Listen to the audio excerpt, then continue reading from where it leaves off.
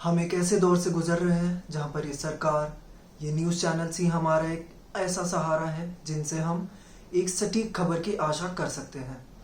India का कोविड-19 fatality rate हमेशा से कम रहा है और दुनिया के कई यूरोपियन और एशियन देशों के स्टैट्स के हिसाब से 2020 के 10वें हफ्ते के बाद से एक्सेस डेथ हुई है।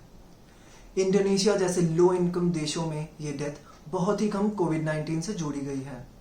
तो क्या हम ये मान सकते हैं कि इंडिया अपना फेटिलिटी रेट, अपनी नंबर ऑफ डेथ्स हमसे छुपा रहा हो?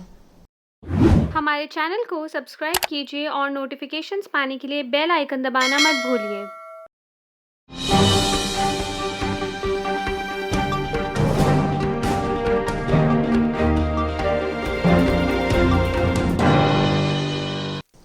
इंडिया का फेटिलिटी रेट सिर्फ 3.1 था 18 में तक, जो कि सबसे कम था उन देशों में से जहां पे 1 लाख या फिर उससे ज़्यादा कोविड-19 केसेस थे और दुनिया की एवरेज 6.6 थी, जो कि काफ़ी शॉकिंग थी। टर्की और रशिया ही सिर्फ 2 ऐसे देश थे जहां पे फेटिलिटी रेट हमसे कम था और जहां पे 1 लाख से ज़्यादा कोविड-19 केसेस थे। हाई इनकम देशों में कोविड-19 डेथ्स का शेयर एक्सेस डेथ में काफ़ी ज़्यादा रहा है और अगर हम दूसरी तरफ बात करें अपर मिडिल या फिर लोअर इनकम देश जैसे कि रशिया और टर्की, इंडोनेशिया में ये शेयर काफ़ी कम रहा है।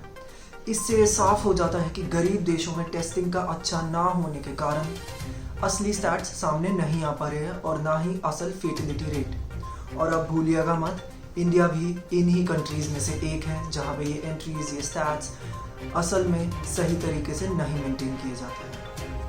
सिर्फ 18 मई की बात है कि दिल्ली गवर्नमेंट ने दिल्ली के सारे हॉस्पिटल्स को मृत शरीरों का कोविड-19 टेस्ट लेने से मना कर दिया था।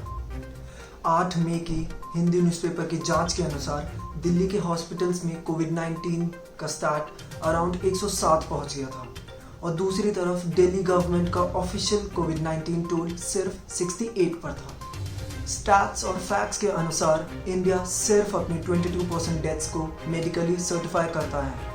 क्या इससे हमारा ये शक सही हो जाता है कि ये आंकड़े जो हमें दिखाए जा रहे हैं वो सच नहीं है, या फिर ये सिचुएशन जितनी भयानक हमें दिखाई जा रही है ये इससे कहीं ज़्यादा भयानक है? अगर आपको ये वीडियो पसंद आई हो तो प्लीज़ शेयर एंड सब्सक्राइब। और हमारे चैनल की आपसे एक और रिक्वेस्ट है कि कोविड-19 से रिलेटेड कोई भी मीम्स ना शेयर करिए और देखते रहिए G10।